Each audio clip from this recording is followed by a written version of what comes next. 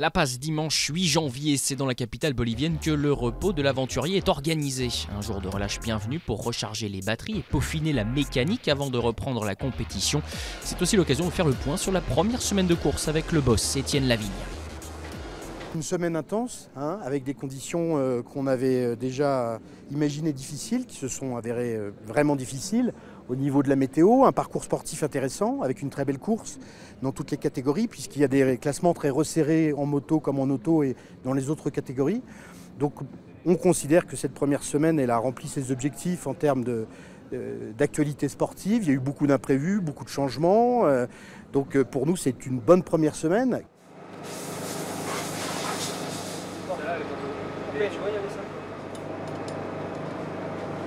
Et puis si les concurrents sont contents, c'est notre première satisfaction également, parce que le baromètre de satisfaction, c'est les concurrents, c'est eux les acteurs de la compétition.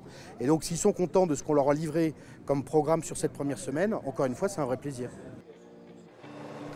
Cette journée de repos porte en revanche assez mal son nom pour les mécaniciens, qui ont une fois n'est pas coutume le temps pour effectuer un vrai check-up des engins.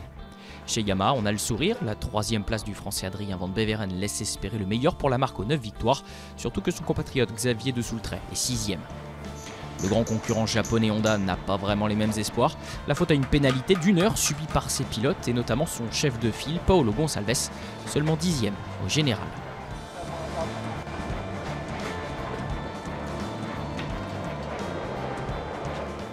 Même déconvenu à côté pour Stefan Zitko, le Slovaque a connu la même sanction pour un ravitaillement non conforme lors de la 4e étape.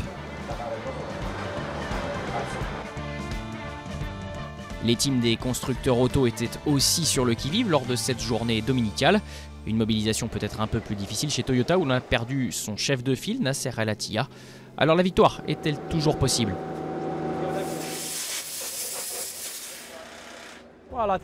Eh bien, je pense que pour nous, pour le général, ça va être difficile. Mais pour Nani Roma, c'est très accessible. Il n'a que 5 minutes de retard sur la tête. Hirvonen est un peu plus loin. Il a lui aussi perdu pas mal de temps en navigation. Mais attention, il reste 7 jours de course. Donc tout est possible. Pour aller chercher la gagne, il faudra renverser Peugeot. La marque au Lyon réussit pour le moment le triplé sur le podium avec Sébastien Loeb, Stéphane Peter Hansel et Cyril Després. Elle sera l'équipe à battre. Tout a été mis en œuvre en tout cas pour que la deuxième semaine de course soit aussi palpitante que celle écoulée, même si le tracé va à nouveau connaître quelques modifications du fait de la météo.